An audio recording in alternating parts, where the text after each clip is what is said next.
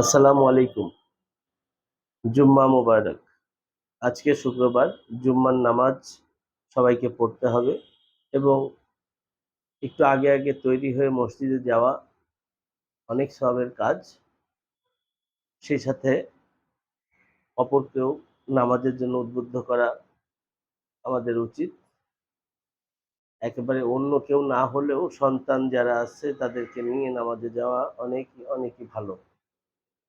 আর সবথেকে বড় ব্যাপার, সবার জন্য দোয়া করতে হবে।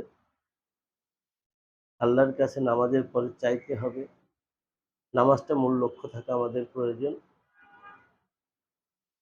নামাজটা আমাদের প্রধান ইবাদত এবং আজকে সেই সাপ্তাহিক ঈদের দিন বলে আখ্যায়িত করা আছে।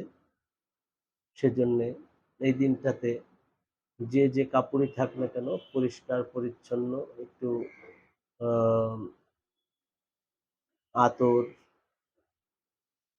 সুগন্ধি অবশ্যই থাকলে ভালো। তো সব মিলিয়ে নামাজটাকে আমরা প্রাধান্য দিই, নামাজটা পড়ি।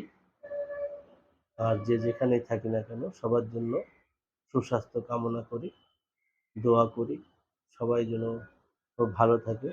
পৃথিবীর মুসলিম উম্মাদের জন্য আমরা দোয়া করি, যে যেখানে কষ্টে আছে তাদেরকে আল্লাহ কষ্ট থেকে আহ, শান্তিতে ফিরিয়ে নিয়ে আসুক। ধন্যবাদ সবাইকে।